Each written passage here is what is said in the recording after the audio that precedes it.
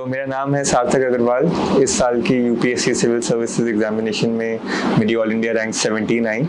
आज मैं कुछ बातें शेयर करना चाहूँगा अपनी प्रिपरेशन स्ट्रैटेजी से रिलेटेड।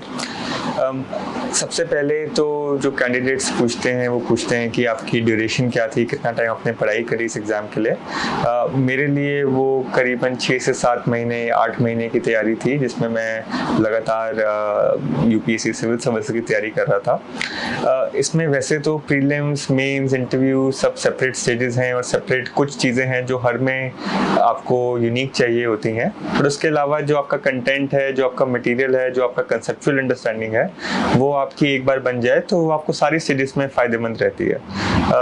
तो मैं जनरल ओवरव्यू दे देता हूँ और साथ में ही बता दूंगा मैं कि मैंने प्रीलिम्स और मेंस में डिफरेंट क्या चीज़ करी।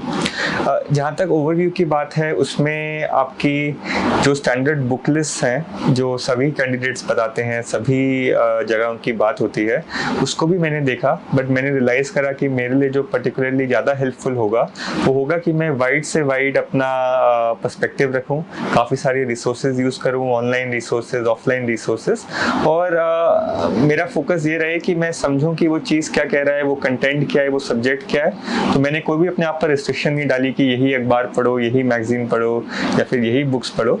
मेरा आइडिया सिर्फ ये था कि जो भी इंडिया के रेलेवेंट है, कोई भी पॉलिसी मैटर, उसमें मुझे नॉलेज होनी चाहिए उसकी, चाहे थोड़ी बहुत ही नॉलेज हो, क्योंकि इस एग्जाम में आप सब चीज़ों में एक्सपर्टीज तो कल्टिवेट नहीं कर सकते, लेकिन इतना टाइम मेरे ख्याल से काफ़ी है जिसमें आपको काफ़ी सारी चीज़ों की बेसिक्स की अंडरस्टैंडिंग हो सकती है। इसके अलावा ऑनलाइन सोर्सेज काफ़ी सारे कैंडिडेट्स यूज़ करते हैं, मुझे भी काफ़ी फ़ायदेमंद रही। काफ़ी इंटरेस्टिंग वेबसाइट्स हैं, न्यूज़ वेबसाइट्स हैं, फ्री ऑफ कॉस्ट हैं काफ़ी हद तक, इसमें आप यूज़ करके अपनी प्रिपरेशन को हेल्प कर सकते हैं। आपका जो प्रीलिम्स और मेंस की स्पेसिफिक चीज़ें हैं, उसमें कुछ बातें हैं जो यूज़फुल हो सकती हैं। पहली बात तो जो भी ये वाले टेस्ट होते हैं उसमें मॉक्स लेना काफ़ी ज़रूरी है। मैंने भी काफ़ी प्रीलिम्स के भी मॉक्स लिए, मेंस के भी मॉक्स लिए, जस्ट देखने के लिए कि मैं कहाँ स्टैंड कर रहा हूँ, किस टाइप के क्वेश्चन आ रहे हैं और मैं अपनी प्रिपरेशन के द्वारा उनको सॉल्व कर पा रहा हूँ या नहीं कर पा रहा हूँ, तो वो उस सेंस में काफ़ी यूज़फुल होता है। उसके अलावा प्रीलिम्स और मेंस में एक बेसिक डिफरेंस है कि प्रीलिम्स ऑब्जेक्टिव एग्जाम है, मेंस सब्जेक्टिव एग्जाम है। तो प्रीलिम्स में आपकी, अगर मैंने नोटिस किया, अगर आपकी कंसेप्चुअल अंडरस्टैंडिंग, अगर आपकी थ्योरेटिकल अंडरस्टैंडिंग शायद थोड़े कम भी रह जाए, तो ऑप्शन इस तरह से डिज़ाइन होते हैं कि आप एलिमिनेशन से, गेस्टिमेट से, कॉमन सेंस से काफ़ी क्वेश्चन आंसर कर सकते हैं, जो मेरी स्ट्रैटेजी ही थी। ऑब्वियसली मैं इतना कॉन्फिडेंट नहीं था प्रीलिम्स में जितना मैं मेंस और आगे वाली स्टेजेस में था, क्योंकि प्रीलिम्स कभी कभी रिस्की भी हो जाता है, कुछ कह नहीं सकते क्लियर होगा या नहीं होगा। तो ये बात उसमें ध्यान रखने वाली है कि अपने आप को आप ज़्यादा ग्रिल ना करें अगर आपको लग रहा है आपके मार्क्स सही नहीं बन रहे, क्योंकि एग्जाम में, जैसे मैंने कहा, कॉमन सेंस और ये सारी चीज़ें काफ़ी महत्वपूर्ण होती हैं।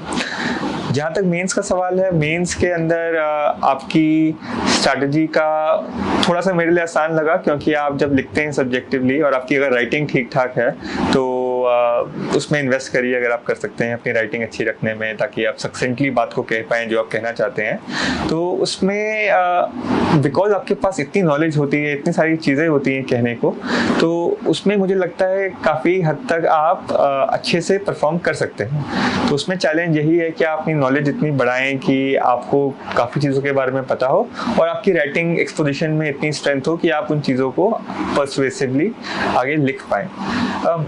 इसके अलावा मेरी स्ट्रैटेजी में सबसे ज़्यादा जो इम्पोर्टेंट मेरे को लगा वो एस्पेक्ट वो यही था कि अपने आप पर सेल्फ बिलीफ और सेल्फ कॉन्फिडेंस रहे लास्ट तक, क्योंकि लंबी तैयारी का पूरा प्रोसेस है, पेशेंस की बहुत ज़रूरत है। तो मैंने भी अपनी आई थिंक पेशेंस सुधारी है इस एग्ज़ाम के द्वारा जाके, क्योंकि इतना लंबा प्रोसेस है, आपको पता नहीं कभी भी स्टेज पर क्या हो सकता है। तो काफ़ी मुझे इससे इंस्पिरेशन भी मिली इस एग्ज़ाम से, ये एग्ज़ाम अटेम्प्ट करके, और मुझे काफ़ी खुशी है कि मेरा रिजल्ट पॉजिटिव आया।